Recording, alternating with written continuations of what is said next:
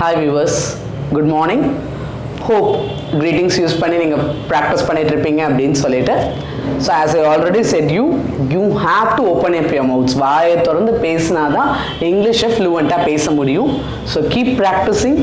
So ஏற்கனவே சொன்ன concepts மட்டும் இல்லாமல் இனி வர்ற கான்செப்ட்ஸையும் வாய் விட்டு பேசி பழகுங்க. Only then you will be able to be fluent in English. So இன்றைக்கி நம்ம பார்க்க போகிற concept 7 magical words of English. So உடனே எல்லாருக்கும் வாட் ஆர் தே, அது என்ன 7 மேஜிக்கல் வேர்ட்ஸ் அப்படிங்கிற டவுட் வரும். So they are actually he, she, it, I, you, we, they. இந்த 7 வேர்ட்ஸ் தான் we call it as 7 magical words of English. Why so? Why it is so very important அப்படின்னு கேட்டிங்க அப்படின்னா, when you want to converse in English அப்படின்னு சொன்னால் the language is going to revolve around the 7 words.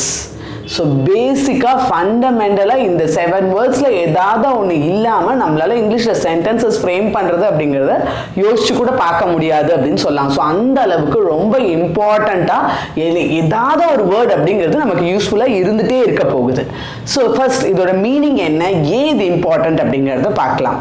He அப்படிங்கிறதுக்கான அர்த்தம் அவன், இவன். So தமிழில் பார்த்தீங்கன்னா பக்கத்தில் இருக்கான், ஒரே ஒரு பையனா இருக்கானா இவன்னு சொல்லுவோம். அதே தள்ளி இருக்கான்னா அவன்னு சொல்கிறோம். மரியாதையே சொல்லணும்னா இவர்னு சொல்கிறோம். தள்ளி இருக்காங்க அப்படின்னா அவர்னு சொல்கிறோம். ஆனால் இங்கே இங்கிலீஷில் அந்த மாதிரி எந்த டிஃப்ரென்ஸும் கிடையாதுங்க.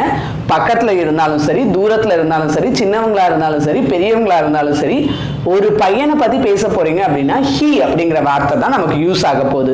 ஸோ நம்ம வீட்டில் இருக்க 6 மாத கை குழந்தைய பற்றி பேசுகிறதா இருந்தாலும் சரி, 60 வயசு பெரியவரை பற்றி பேசுகிறதா இருந்தாலும் சரி, அமெரிக்கன் பிரசிடெண்ட்டாக இருந்தாலும் சரி, ஸோ ஒரு பையனை பற்றி பேசுகிறதா இருந்தால் ஹீ அப்படிங்கிற வார்த்தை தான் நமக்கு யூஸ் ஆகும். அதே ஒரு பொண்ணை பற்றி பேசுகிறதா இருந்தால் ஷீ, அவள், இவள், அவர், இவருங்கிற அர்த்தத்தில் ஒரு பெண்ணை குறிக்கும் போது ஷீ அப்படிங்கிற வார்த்தை பயன்படும். ஸோ நான் மனுஷங்களை பற்றியே பேசலைங்க, நான் திங்ஸ் பற்றி பேச போகிறேன். ஸோ அதில் டேபிள் சேர் மாதிரி உயிர் இல்லாத திங்ஸை பற்றி பேச போகிறேன், இல்லை நாய் பூனை மாதிரி உயிருள்ள அக்ரணைகளை பற்றி பேச போகிறேன். எதுவாக இருந்தாலும் இட்டுங்கிற வேர்ட் மட்டும்தான் உங்களுக்கு யூஸ் ஆகும்.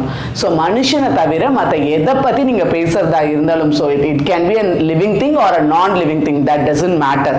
மனுஷனை தவிர மற்றது எல்லாமே இட் அப்படிங்கிற கேட்டகரியில் வரும் உங்களுக்கு.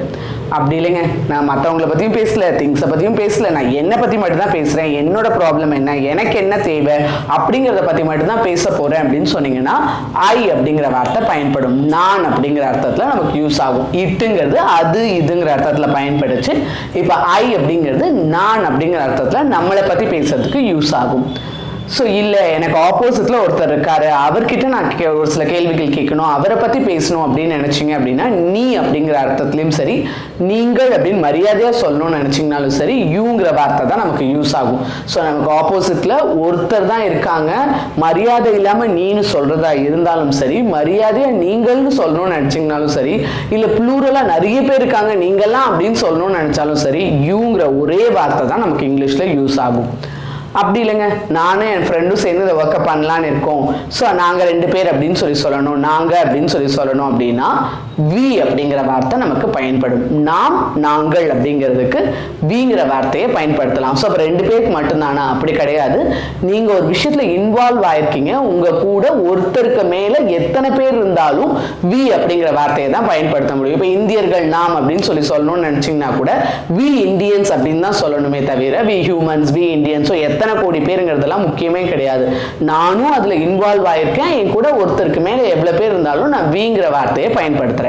அப்படி இல்லைங்க, எனக்கும் அதுக்கும் சம்மந்தமே கிடையாது, அவங்க 2 பேர் தான், அவங்க தான் அதுக்கு காரணம் அப்படின்னு நான் சம்மந்தப்படாமல் ஒருத்தருக்கு மேற்பட்டவங்களை பற்றி நான் பேசணும்னு நினச்சேன்னா தே அப்படிங்கிற வார்த்தை எனக்கு பயன்படும். ஸோ தே அப்படிங்கிறதுக்கு அவர்கள், இவர்கள் அப்படிங்கிறது அர்த்தம். ஸோ ஒருத்தருக்கு மேலே இருக்காங்க, ஸோ ஒருத்தராக இருந்தால் ஹி ஆர் ஷி அப்படிங்கிறத நம்ம பயன்படுத்திடுவோம். ஸோ ஒருத்தருக்கு மேலே இருக்காங்க அப்படின்னு சொல்லும் போது, ஆனால் நான் அதில் சம்மந்தப்படலை அப்படிங்கும் போது தே அப்படிங்கிற வார்த்தையை நம்ம பயன்படுத்துகிறோம். ஸோ நீங்கள் ஜென்ரலாக சென்டென்ஸ் ஃப்ரேம் பண்ணுறதா இருந்தால் ஒரு பையனை பற்றி பேசலாம், இல்லை ஒரு பொண்ணை பற்றி பேசலாம், அப்படி இல்லையா ஒரு பொருளை பற்றி பேசலாம், இல்லை குரூப் ஆஃப் பீப்புளை பற்றி பேசலாம், இல்லை உங்களை பற்றி பேசலாம். இவ்வளோதான் மேக்ஸிமம். நீங்கள் என்ன, ஸோ நீங்கள் பார்த்தீங்க அப்படின்னா உங்கள் வீட்டில் இருக்க நாய்க்குட்டியை பற்றி பேசுகிறதா இருந்தாலும் சரி, நாசாவோட ப்ராஜெக்டை பற்றி பேசுகிறதா இருந்தாலும் சரி, இந்த 7 வார்த்தைக்குள்ளே தான் சுற்றி பேச முடியுமே தவிர, இதை தவிர உங்களுக்கு ஃபர்ஸ்ட் வேர்டு, ஒரு சென்டென்ஸோட ஃபர்ஸ்ட் ஃபர்ஸ்ட் வேர்டா பயன்படுறதுக்கு வேற வார்த்தைகள் அப்படிங்கிறது இங்கிலீஷ்ல கிடையாதுங்க. ஸோ ஒரு சென்டென்ஸ் அப்படின்னு எடுத்துக்கிட்டிங்கன்னா ஃபர்ஸ்ட் பார்ட் ஆஃப் த சென்டென்ஸ்ல இந்த வார்த்தைகள் அப்படிங்கிறது நமக்கு பயன்படும். ஸோ இது மட்டும்தான் வருங்களா, வேற எதுவுமே வராதா அப்படின்னு ஒரு டவுட் வரும். ஸோ மேக்ஸிமம் ஃபர்ஸ்ட் பார்ட்ல இந்த வேர்ட்ஸ் வரும் உங்களுக்கு. இதை தவிர ஒரு வார்த்தை ஃபர்ஸ்ட் பிளேஸ்ல வந்துச்சு அப்படின்னா அது கண்டிப்பா நேம்ஸா தாங்க இருக்கும். இந்த 7 வார்த்தையை தவிர ஒரு வார்த்தை முதல் இடத்துல பயன்பட போகுது அப்படின்னு சொன்னா அது கண்டிப்பா ஒரு பெயரா தான் இருக்கும். அதுக்குன்னு தனி ரூல்ஸ் கிடையாதுங்க இங்கிலீஷ்ல. ஒரு பையனோட பேர் வரும்போது ஹீக்கு என்ன ரூலோ அதே ரூலை பயன்படுத்தலாம். ஒரு பொண்ணோட பேர் வரும்போது ஷீக்கான ரூலை பயன்படுத்தலாம். நான் முதல்ல சொன்ன மாதிரி டேபிள், சேர், கேட், டாக் அப்படின்னு ஒருமையில ஒரு பொருட்கள் அக்ரணைகளை பத்தி பேசும்போது இட்டுக்கான ரூலை நீங்க பயன்படுத்தலாம். அப்படி இல்லாம 2 பையனோட பேர் வருது, 2 பொண்ணோட பேர் வருது, ஒரு பையன் ஒரு பொண்ணோட பேர் வருது, இல்ல cats, dogs, tables, chairs அப்படின்னு வருது அப்படின்னு சொன்னீங்கன்னா கவலையே வேண்டாங்க. ஒன்றுத்துக்கு மேலே அப்படின்னாலே தேக்கான ரூல் தான் பயன்படும். அது பையனா பொண்ணா பொருளாங்கிறத பற்றி நமக்கு கவலையே கிடையாது. ஒன்றுத்துக்கு மேலே அப்படின்னா தேக்கான ரூல் தான். ஸோ இந்த 7 வார்த்தைகள் கூட வேற என்னென்ன வார்த்தைகள் வரும், எங்கே வரும், எப்படி வரும் அப்படிங்கிறத நம்ம தெளிவாக தெரிஞ்சுக்கிட்டா சிம்பிளாக ஈஸியாக இங்கிலீஷ் பேசலாங்க. இதே ரூல் தான் நேம்ஸ்க்கும் நமக்கு யூஸ் ஆக போகுது. தனி ரூல் எதுவும் கிடையாதுங்க. ஸோ இந்த 7 வேர்ட்ஸ் அப்படிங்கிறது நமக்கு ரொம்ப இம்பார்ட்டன்ட். அதோட மீனிங்ஸ் இப்போ உங்களுக்கு தெரிஞ்சிருக்கும்னு நினைக்கிறேன். ஸோ இப்போ நாம இன்ட்ரோடக்ஷன் அப்படிங்கிற கான்செப்டையும் இந்த 7 வேர்ட்ஸோட மிங்கிள் பண்ணி பார்க்கலாம். இப்போ நம்ம பார்க்குற கான்செப்ட் இன்ட்ரோடக்ஷன். ஸோ இன்ட்ரோடக்ஷன் அப்படின்னு சொன்னால் அறிமுகப்படுத்துதல். ஸோ நமக்கு அறிமுகம் இல்லாத ஒருத்தரை அறிமுகப்படுத்தணும் அப்படின்னு நினச்சிங்கன்னா அதுக்கு நமக்கு இங்கிலீஷில் யூஸ்ஃபுல்லாக இருக்க வேர்ட்ஸ்ன்னு எடுத்துக்கிட்டிங்கன்னா இஸ், ஆம், ஆர். ஸோ இந்த 3 வார்த்தைகள் தான் நமக்கு இன்ட்ரோடக்ஷன் பார்ட்ல ரொம்பவே யூஸ்ஃபுல்லா இருக்க போகுது. இதுக்கு தனியா இங்கிலீஷ்ல தமிழ்ல மீனிங் அப்படிங்கிறது கிடையாதுங்க. ஃபார் எக்ஸாம்பிள் ஐ எம் ராஜா அப்படின்னு சொல்றோம். அப்ப நான் ராஜாங்கிறது தான் தமிழ் அர்த்தமே தவிர ஸோ இந்த ஆம் அப்படிங்கிறதுக்கு ஈக்குவலண்டா தமிழ்ல ஒரு கான்செப்ட் கிடையாது. ஸோ இந்த இஸ், ஆமார் எங்க பயன்படும் அப்படின்னு கேட்டீங்கன்னா ஹீ, ஷீ, இட் கூட இஸ் வரும், ஐ கூட ஆம் வரும், யூ, வி, தே கூட வரும்போது ஆர் அப்படிங்கிறது வரும். ஸோ இது ஏன் இப்படி வருது அப்படின்ற ஒரு டவுட் வரும். ஸோ இங்கிலீஷ் கற்றுக்கும் போது ஃபர்ஸ்ட் திங், இந்த இங்கிலீஷ்னு இல்லை எந்த ஒரு லாங்குவேஜாக இருந்தாலும் ஏன் எதுக்கு அப்படிங்கிற கேள்வி கேட்கக்கூடாதுங்க. ஸோ ஏன் அப்படின்னா they are not logically provable. Language பொறுத்த மட்டும் அக்செப்ட் பண்ணிக்கணும். இப்போ தமிழில் அவன் வந்தால் கிரான் வரும், அவள் வந்தால் கிராள் வரும், அது வந்தால் கிரது வரும் அப்படின்னு சொல்கிறோம். வருகிறான், வருகிறாள், வருகிறது அப்படின்னு தான் வரும். இது மாதிரி போடவே முடியாது. ஏன் அப்படின்னு கேட்டிங்க அப்படின்னா நமக்கு தெரியாது. பட் சின்னதுல நம்ம இப்படி தான் பேசி பழகிருக்கோம், இப்படி தான் வரணும், இதான் கரெக்டுன்னு சொல்ல தெரியுமே தவிர ஏன் எதுக்குன்னு சொல்லி கேட்டால் நம்மளால பதில் சொல்ல முடியாது. அதே கான்செப்ட் தாங்க எந்த ஒரு லாங்குவேஜ்லையுமே எப்படி வரணுங்கிறத சொல்லாமே தவிர ஏன் வரணும் அப்படிங்கிறத சொல்ல முடியாது. பிகாஸ் எல்லாத்துக்கும் ரீசன்ஸ் அப்படிங்கிறது கிடையாது. ஸோ இந்த இடத்த பொறுத்த மட்டும் இன்ட்ரோடக்ஷன் அப்படின்னு சொல்லி சொன்னா இஸ், ஆம், ஆர் வரும். அதுல ஹீ, ஷீ, இட் கூட இஸ் வரும், ஐ கூட ஆம் வரும், யூ, வி, தே கூட ஆர் வரும் அப்படின்னு ஃபர்ஸ்ட் அக்செப்ட் பண்ணுங்க. So only if you accept you can speak the language. So அதை தான் இங்க டிரைவ் பண்ணியிருக்கோம். He is, she is, it is, I am, you are, we are, they are. So இந்த combination மாறவே மாறாது. ஹீ, ஷீ, இட் வந்தா is வரும், I வந்தா ஆம் வரும், யூ, வி, தே வரும்போது ஆர் அப்படிங்கிறது வரும். சிம்பிளா ஒருத்தரை இன்ட்ரடியூஸ் பண்ணணும் அப்படின்னு நினைச்சா அவங்களோட நேம் சொல்லி இன்ட்ரடியூஸ் பண்ணலாம். ஸோ இல்லைன்னா நமக்கும் அவங்களுக்கும் என்ன ரிலேஷன்ஷிப் அப்படிங்கிறத சொல்லி இன்ட்ரடியூஸ் பண்ண முடியும். அதுவும் இல்லை அப்படின்னா அவங்களோட டெசிக்னேஷன் சொல்லி இன்ட்ரடியூஸ் பண்ணலாம். ஸோ இதுதான் ஒரு சிம்பிள் இன்ட்ரோடக்ஷன் அப்படிங்கிறதா இருக்க முடியும். ஸோ இப்போ நம்ம ஒரு சில எக்ஸாம்பிள்ஸ் அப்படிங்கிறத பார்க்கலாம். ஹீ இஸ் அஸ்வின் அப்படின்னு சொன்னால் அவன் அஸ்வின் அல்லது இவன் அஸ்வின் அப்படின்னு இருக்கலாம். ஸோ இந்த இடத்துல is, as I said you, இஸ்ஸுக்கு தனியாக அர்த்தம் கிடையாது. ஹீ இஸ் அஸ்வின், அதான் இங்கிலீஷோட concept. as I already said you, learn English as it is. So English பொறுத்த மட்டும் ஒருத்தரோட நேம் சொல்லும் போது ஹீ இருந்தா இஸ்ங்கிறது வரும். He is Ashwin. She is my mother. So அவங்க என்னுடைய அம்மா அப்படின்னு சொல்லிட்டு சொல்றோம். ஸோ இந்த இடத்துலையும் ஷீ வந்ததுனால இஸ் அப்படிங்கிற வேர்ட் பயன்பட்டிருக்கு. இட் இஸ் அவர் ஹவுஸ், இது எங்களுடைய வீடு. ஸோ இட்டுங்கிறதுனால இஸ்ங்கிறத பயன்படுத்தியிருக்கோம். I am a teacher. So as I'm teaching you all, I am a teacher. So நான் ஒரு ஆசிரியர் அப்படிங்கிற மாதிரி சொல்றோம். You are a student. So நீங்கள் ஒரு மாணவர். ஸோ ஒருத்தரை சொல்லும் போது யூ ஆர் அ ஸ்டூடெண்ட்னு சொல்றோம். இது எல்லாரையும் சேர்த்து சொல்லணும்னா யூ ஆர் ஸ்டூடெண்ட்ஸ் அப்படின்னு சொல்லலாம். ஸோ அந்த இடத்துல யூ வந்ததுனால ஆர் அப்படிங்கிற வேர்டு யூஸ் பண்ணியிருக்கோம். இங்கே ஐ வந்ததுனால ஆம் அப்படிங்கிறத யூஸ் பண்ணுறோம். We R workers. ஸோ நாங்கள் எல்லாருமே ஒன்றா சேர்ந்து ஒர்க் பண்ணுறவங்க, நாங்கள் எல்லாம் ஒர்க்கர்ஸ் அப்படின்னு சொல்லிட்டு சொல்கிறோம். தே ஆர் மை கலீக்ஸ். ஸோ அவங்க என் கூட ஒர்க் பண்ணுறவங்க, கலீக்ஸ் அப்படின்னு சொல்லி சொன்னால் கூட ஒர்க் பண்ணுறவங்கன்னு அர்த்தம். என்னோட ஒர்க் பண்ணுறவங்கன்றதுனால மை கலீக்ஸ் அப்படிங்கிறது யூஸ் பண்ணியிருக்கோம். ஸோ மை அப்படின்னா என்னுடைய, ஆர் அப்படின்னு சொல்லி சொல்லும் போது எங்களுடைய அப்படிங்கிற மாதிரியான அர்த்தங்கள் கிடைக்கும். ஸோ இங்கே கான்செப்ட் என்ன அப்படின்னா ஹீ ஷீ இட் வரும்போது இஸ் வரும், ஐ வரும்போது ஆம் வரும், யூ வி தே வரும்போது ஆர் அப்படிங்கிறது வரும் இன்ட்ரோடக்ஷன் பண்ணும்போது. ஸோ இன்ட்ரோடக்ஷன் அப்படிங்கிறது நார்மலாக ஒருத்தரோட நேமை சொல்லலாம், அவங்களுக்கும் நமக்கும் என்ன ரிலேஷன்ஷிப் அப்படிங்கிறத சொல்லலாம், அவங்களோட டெசிக்னேஷன் என்ன அப்படிங்கிறத சொல்லலாம்.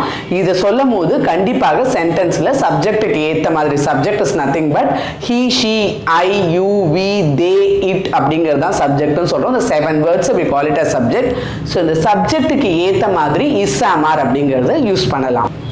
As I said you, இனிமேட்டு I, you, we, they, he, she, it அப்படிங்கிறத சப்ஜெக்ட் அப்படின்னு சொல்லிட்டு சொல்ல போகிறோம் நாம.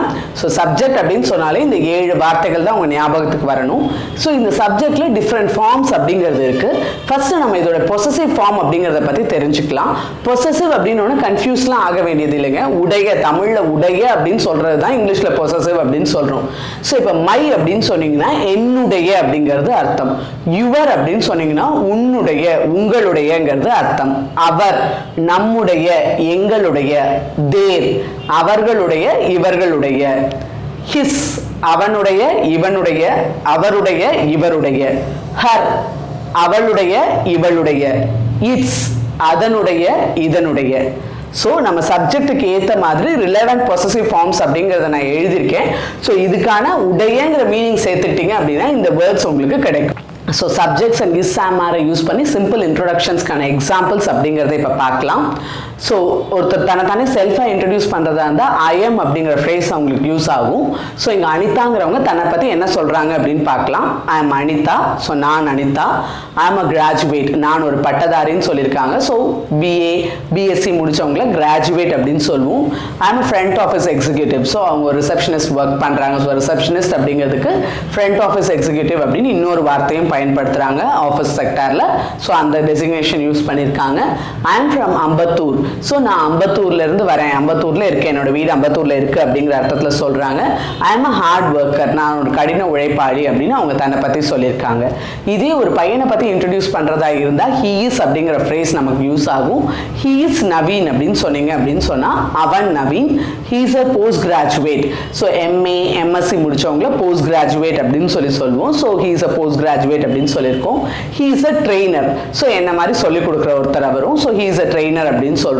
He is also from Ambattur. அவரும் அம்பத்தூர்ல இருந்து வர்றாரு, அவரோட வீடும் அம்பத்தூர்ல தான் அப்படிங்கிறதுக்காக also அப்படிங்கிற வேர்டை பயன்படுத்தியிருக்கோம். He is very friendly. So அவர் ரொம்ப ஃப்ரெண்ட்லியான ஒரு பர்சன் அப்படின்னு சொல்றோம். அதே ஒரு பொண்ணை பத்தி இன்ட்ரோடியூஸ் பண்றதா இருந்தால் she is அப்படிங்கிறது பயன்படும். she is கீதா, அவள் கீதா அல்லது இவள் கீதா, எது வேணாலும் இருக்கலாம். she is a homemaker. So marriage ஆகி வேலைக்கு போகாம வீட்டில் இருக்கவங்கள ஹோம் மேக்கர் அல்லது ஹவுஸ் ஒய்ஃப் அப்படின்னு சொல்லிட்டு சொல்லலாம். ஸோ ஹவுஸ் ஒய்ஃப் அப்படிங்கிறத விட ஹோம் மேக்கர் அப்படிங்கிறது பெட்டராக இருக்கும். ஸோ அதை யூஸ் பண்ண ட்ரை பண்ணுங்க. She is my friend. அவள் என்னுடைய ஃப்ரெண்டு தான். She is from Avadi. அவளோட வீடு ஆவடியில் இருக்கு. She is sensitive. So sensitive அப்படின்னு சொல்லி சொன்னால் லைக் சின்ன சின்ன விஷயங்களுக்கெல்லாம் கூட டக்குன்னு ஃபீல் பண்ணுவாங்க. ஸோ அப்படின்றவங்க தான் வந்து சென்சிட்டிவ் அப்படின்னு சொல்லுவோம். தென் ஸோ இதே 2 பேரை சேர்த்து இன்ட்ரடியூஸ் பண்ணணும் அப்படின்னா தே ஆர் அப்படின்னு சொல்லலாம். அவங்கள பற்றி காமனாக சொல்ல போகிற விஷயங்களுக்கு தே ஆர் அப்படின்னும், பிரித்து பேசும்போது அவங்களோட நேம்ஸையும் யூஸ் பண்ணலாம். நேம் ஆர் ரிலேஷன்ஷிப்பை யூஸ் பண்ணி இன்ட்ரடியூஸ் பண்ணலாம். For example, they are Mr and Mrs Palani. They are my parents. So first அவங்களோட நேம் சொல்லியிருக்கோம். அதுக்கப்புறம் தே ஆர் மை பேரண்ட்ஸ், அவங்க என்னுடைய பெற்றோர்கள் அப்படின்னு சொல்கிறோம். So my father is a policeman and my mother is a house wife. So எங்கள் அப்பா ஒரு போலீஸ்காரர், எங்கள் அம்மா வந்து ஒரு ஹவுஸ் ஒய்ஃப் அப்படின்னு சொல்கிறோம். இந்த இடத்துல ஹோம் மேக்கர் அப்படிங்கிற வார்த்தையும் பயன்படுத்தலாம். Nothing wrong. ஸோ இதே 2 ஃப்ரெண்ட்ஸ் அவங்கள சேர்த்து இன்ட்ரடியூஸ் பண்ணிக்கிற மாதிரி இருந்தால் we are Anitha and Geetha. So நாங்கள் அனிதா மற்றும் Geetha. We are colleagues. So நாங்கள் ஒன்றா ஒர்க் பண்ணுறோம், சேர்ந்து தான் ஒர்க் பண்ணுறோம். We are from Ambattur. So நாங்கள் அம்பத்தூர்லேருந்து வரோம், அம்பத்தூரில் தான் எங்களோட வீடு இருக்குது அப்படிங்கிற மாதிரி சொல்லியிருக்காங்க. ஸோ இந்த மாதிரி உங்களுக்கு தெரிஞ்சவங்க, உங்கள் ஃப்ரெண்ட்ஸ், ரிலேட்டிவ்ஸ், நெய்பர்ஸ், யாராக வேணாலும் இருக்கலாம், உங்களுக்கு தெரிஞ்சவங்க எல்லாரையும் பார்க்கும் போது ஜஸ்ட் ஒரு 30 செகண்ட்ஸ் ஸ்பேர் பண்ணி இவங்களை இன்ட்ரடியூஸ் பண்ண ஒரு சான்ஸ் கிடைச்சா எப்படி இன்ட்ரடியூஸ் பண்ணுவேன் அப்படிங்கிறத திங்க் பண்ணுங்க. ஸோ அதுக்கப்புறமா டைம் கிடைக்கும் போது வாய் விட்டு ஒருத்தரையும் மனசில் நினச்சிக்கிட்டு இன்ட்ரடியூஸ் பண்ணி ப்ராக்டிஸ் பண்ணுங்க. ஆஸ் ஐ செட் யூ, நீங்கள் வாய் விட்டு பேசினா தான் இங்கிலீஷில் ஃப்ளூவெண்ட்டாக பேச முடியும். ஸோ பார்க்குறவங்களெல்லாம் இன்ட்ரடியூஸ் பண்ணி ப்ராக்டிஸ் பண்ணிக்கிட்டே இருங்க. வேறொரு கான்செப்டில் அடுத்த வீடியோவில் கண்டினியூ பண்ணலாங்க. See you, bye, thank you. Hi viewers, உங்களை நிறைய பேர் நாங்கள் ஆன்லைன் கிளாஸஸ் எடுக்கிறோமா அப்படின்னு கேட்டிருந்தீங்க. I'm a multilingual trainer. Tamil, English, Hindi, French, German, Spanish இந்த 6 லாங்குவேஜஸையும் நான் ஹேண்டில் பண்ணிட்டு இருக்கேன். இப்போ ஆன்லைன்லேயும் கிளாஸஸ் அவைலபிளாக இருக்குது. உங்களுக்கு ஃபர்தர் டீட்டெயில்ஸ் தெரிஞ்சுக்கணும் அப்படின்னா எங்களோட மெயில் ஐடி அல்லது ஃபோன் நம்பரில் காண்டாக்ட் பண்ணுங்கள். எங்களோட இந்த வீடியோ பிடிச்சிருந்துச்சு அப்படின்னா லைக் பண்ணுங்கள். டவுட்ஸ் எதாவது இருந்துச்சுன்னா கமெண்ட் செஷனில் கிளாரிஃபிகேஷன் கேட்கலாங்க. மற்றவங்களுக்கு யூஸ்ஃபுல்லாக இருக்கும்னு நினச்சிங்கன்னா ஷேர் பண்ணுங்கள். இது வரைக்கும் நம்ம சேனல் சப்ஸ்கிரைப் பண்ணாதவங்க சப்ஸ்கிரைப் பண்ணுங்கள். கூடவே சேர்த்து அந்த பெல் ஐக்கானையும் ப்ரெஸ் பண்ணுங்கள். தேங்க்யூ.